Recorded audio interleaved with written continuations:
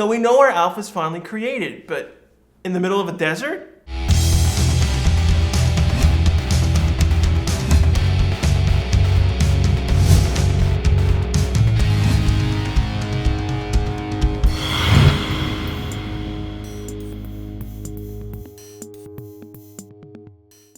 Hi everyone and welcome to another Range Rant. Of course, everyone knows I'm Archer9234. Today I'll be discussing the three-part beginning of Season 3 titled A Friend in Need. Now everyone knows this episode because it's the first introduction to the Mask Rider franchise in the United States. Now after the huge success for the first season of Power Rangers, Saban and a few other companies in the United States decided to bring various other tokusatsu / metal hero series from Japan over to America.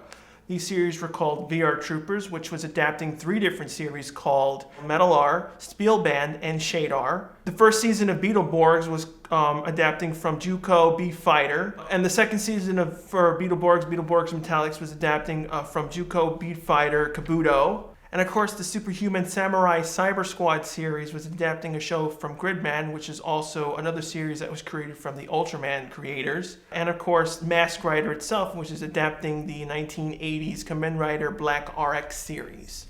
Now, a lot of people don't remember that the Mask Rider franchise began on Power Rangers. Now, the main problem was because of the three-part episodes really rarely ever aired. The main reason was because of the Mask Rider rights issues. I personally have never seen the Mask Rider series. I don't know how well it was received or how poorly it was made. But once the Mask Rider series was concluded, the rights went into limbo, so we don't know what happened to them. So they were never aired again after the initial couple of airings originally back in 1995. So that's the main reason why the majority of the people don't remember that the Mask Rider series started out in the premiere episodes of Season 3. Now, this episode doesn't adapt any Japanese Super Sentai episode at all, obviously, because it's using original story for the setup for the Mask Rider franchise in here. Although it is using some little bits of Zyuranger stock footage, and of course the stock footage from Kamen Rider Black RX, the first few episodes. Now, the episode begins basically with Alpha and Zordon in the command center. We see that Alpha's kind of depressed and unhappy, and we finally get the reveal of where Alpha was created. We find out basically that Alpha was created from a planet called Edenoi and a person called Dex, and we're getting a little bit of backstory. Now, we're also getting used to the new voice actor for Zordon. Now, of course, everyone knows that David Felding, unfortunately, stopped being the main voice actor for Zordon. So we got replaced with a new voice actor for Zordon at this point. Now, the way he delivers his lines is completely different from the way David Felding voiced Zordon. Basically, the mentor-esque character, and simply would give the information to the Rangers and would never feel like he was trying to talk down to them or anything. But the way the new voice actor was in this scene was kind of like he was overacting toward Alpha's sorrow, being sad at the same time. While he was basically talking like, yes, Alpha, this and that and other things. It didn't feel like the Zordon character at this point in time. So while this is going on, Alpha, of course, is scanning Edenoi from Earth, but since the planets are very far apart, he doesn't really know what's going on. So he's trying to figure out what to do. He knows something's wrong, something's going on the planet. Now we start off with all the other Rangers in the juice bar. We see Aisha on a telephone, and we find out basically Kimberly is sick with the flu. So only the other 5 Rangers are going to be focused in this episode, while Kimberly's stuck on the sidelines. We finally get a decent view of Kimberly's bedroom, and now we figure out why the cast members for PR are sick and tired of their colors that they represent, because it's fine for the actors to dress up in their color-coded costumes. It's a visual representation of what Ranger plays who, so it helps the audience, it helps kids to remember who's who.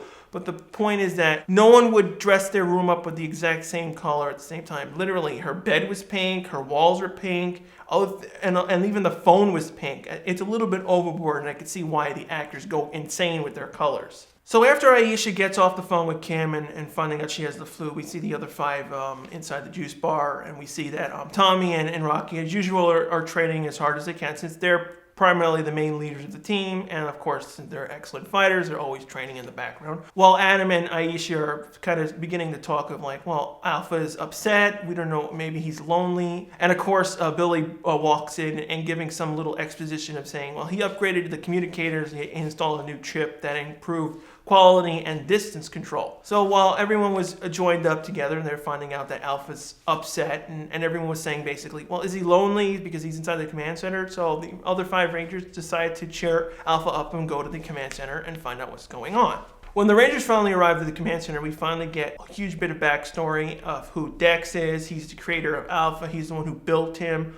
Although I kind of don't believe it at all. It's a big of a stretch because mainly we got this establishing shot of Dex's planet. It just looks like deserted planet. It doesn't look like any technology survived. It looked like they were overrun already by some force, but it just doesn't make any sense where Alpha was created. It's like, what technology did they use to create Alpha? Now, of course, the Rangers are worrying about, well, the planet's being attacked by unknown forces, something's wrong. So the Rangers are like, what's going on? And then, of course, the Ranger says, well, why don't we teleport to the planet? And, of course, Zora is saying that it's dangerous, your powers may not function correctly. And, of course, we find out that Billy's new upgraded communicators can link the Rangers to Earth from that distance. But we also get a new continuity thing to the morphing grid. We do know that it does have a distance limit and it's not around the entire universe. It's only around Earth, and the farther you go, the weaker the powers work. While this is happening, Lord Zed is scanning the Earth and is obviously spying on the Rangers. He actually knows Kimberly is sick. And obviously Rita and Goldar are saying, well, this is a perfect chance to send out monsters. And then, of course, Zed is getting depressed that every single monster they sent out has basically not worked. And, just because one Ranger's out of commission doesn't mean it'll work. So he's getting depressed. And Rita's trying to cheer him up and trying to say that this is the best monster that they have planned and it will succeed, stopping the Rangers and killing them. So back at the command center, basically the Rangers are saying, well, we should go to this planet. And of course, Zordon is basically saying that this is a risky move. You may have limited access to your powers. But of course, since Kimberly, even though she is sick, she is basically the backup of the planet. Of course, they tell Alpha to tell Kimberly that they're going to go to another planet. While this is going on, of course, Lord Zed is scanning the cosmos, and we find out that Lord Zed knows Count Dragon. He's seeing that he's firing on the planet of Edenoi, and he's basically giving us backstory of who this character is, where he's from. While this is going on, Rita's trying to cheer up Lord Zed while he's scanning Count Dragon, and basically what was going on, there was a bit of an issue with the voice actress who plays Rita normally, and of course on-screen actress who plays Rita in the suit. There was a bit of an issue where her voice was not syncing while Zed was scanning Count Dragon. While the Rangers are basically preparing to go to Edenoi, we finally get to introduce to Count Dragon and his lackeys. Now, of course, this footage is taken roughly from the first few episodes of Kamen Rider RX. Obviously, we're getting introduced to Count Dragon. And we also get introduced to some of the new villains from the cast, but not all of them at this point in time. Although I wanted to point out that extensive reuse of the same footage was happening in this episode over and over again. And of course, they were trying to avoid seeing Count Dragon's face while he was speaking because, of course, he's speaking Japanese. And of course, they're just using the initial footage.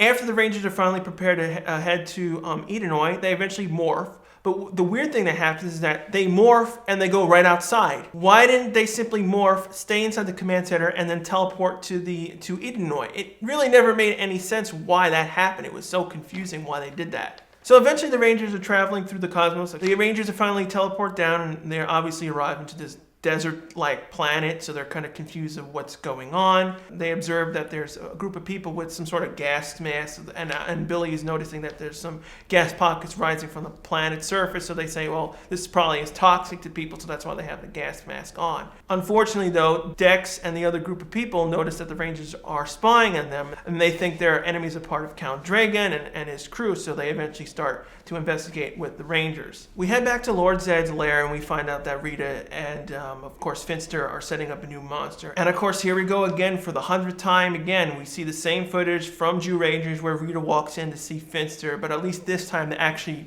took the time to reshoot all the stuff. Instead of seeing Machiko Soga's face, we actually do see the correct face of what we use in season 3. So we basically get a simple explanation of this is going to be the strongest monster, and they're basically setting up what's going to happen inside part 2 on Earth. We head back to Edenoi, and we see the Rangers heading toward that group of people, and eventually those group of people ambush them, and they all obviously think that they're part of Count Dragon's forces. No one's believing each other. They're trying to explain the situation, but no one's letting anyone talk. And we finally get introduced to the Mask Rider powers. Basically, it's a similar function to the Power Ranger suits. They basically simply the suit forms during activation code, which is called ectophase activate, and the belt pops on, and we see the new Masked Rider character. Unfortunately, Dex doesn't believe the Rangers, and everyone simply starts a fight out of nowhere. They don't know what's going on. The Rangers are trying to explain what's going on, and they all split into different teams. While Dex is fighting White and Red, Aisha is fighting the woman, and Billy and Adam are fighting the other two guys. Every time the Rangers are trying to explain the situation, they're not giving themselves a chance. No one knows what's going on. They obviously think they're part of Count Dragon, until finally Aisha opens her mouth and says, no, we're friends of Alpha. And of course she's like, you know Alpha? And then we go to the other fights, and no one's having any progress with the other ones trying to stop the fight. But eventually Count Dragon actually attacks and targets the Rangers because he sees that the Rangers have similar powers to Dex, so he fires upon everyone. And of course, finally, Count Dragon was not this low to fire on his own enemy forces, and they finally really believe the Rangers that they're friends of Alpha. Although I kind of don't buy it. I mean, the Rangers and Dex and the others were fighting for like 5-10 minutes. Every single time they were trying to convince them, they were not buying it at all. Even when Aisha finally said to the woman about Alpha, no one attempted to break up the fights. It was just a little bit too fast that they became friends. So while Count Dragon is attacking the planet, the Rangers are trying to find cover, and the Dex, of course, is trying to basically say, go this way, we'll try to get out of Count Dragon's range. And eventually they finally elude Count Dragon firing on the surface. Eventually we head back to Count Dragon's lair. We finally get a little bit more introduced to a couple of new characters. Unfortunately, though, they were reusing footage from Black RX constantly in this scene, and of course it was totally confusing. They were reusing footage. For example, you can see that a Doublehead Monster was basically doing the same actions that he was talking to the little monster, and of course it was being repeated constantly. And we do get a little glimpse of Count Dragon actually talking, but the weird thing though is that we get introduced to the other two characters in the background, and Count Dragon is talking to them, but all of a sudden they comply and they walk away limping like they were in pain. And this was obviously happened because in Kamen Rider Black RX, Count Dragon's character obviously attacks people in order to give them pain, because obviously they failed to what they were doing in that episode, and that's the reason why the blue guy and the woman simply walk away in pain. What was funny though, normally in the end credits we started doing the blooper reel and behind the scenes stuff wherever the Rangers screw up in the cast. But in this particular first part episode, the end credits comprised of basically Jason David Frank's martial arts video. I don't understand why they did it. I mean, it was just simply, shots of his martial arts stuff and stuff. But the thing that doesn't make any sense is that he was in his Green Ranger uniform at this point in time. So it made no sense whatsoever why they used this footage and simply didn't continue doing the blooper outtake stuff in the episode. So overall, I have to give the episode a 3 out of 5. I mean, it was an okay episode. We did get backstory from Alpha, but the problem is they shoehorned the Masked Rider franchise into Power Rangers. So the episode didn't feel right because we're getting introduced to Dex. We didn't even see his face at this point in time. We're getting introduced to all these characters from Count Dragon, his forces, what he's doing in Edenoi. So it was very confusing for the viewers for the first beginning part of this episode. And especially because this is the beginning of Season 3, why would you introduce new characters that don't even belong in the franchise out of nowhere while we're trying to set up the 3rd season of Power Rangers? What do you guys personally think? Do you guys think this was an okay introduction to Dex's character and the Masked Rider franchise? Or do you think it was a little bit ridiculous because it was the pilot episodes for Season 3 that this threw the audiences out of nowhere and it kind of gave a confusion? It's like, are these characters part of the PR universe? Because at this point you don't know what's going on. Or is this some sort of introduction to other franchise that may start in the future? Of course, leave your comments below about what you think about this episode, and leave your suggestion below on what future episodes you would like me to review. Next week, I'll be reviewing parts 2 and 3 of Friend in Need. Thanks again for watching. I'll see you guys right back here next week.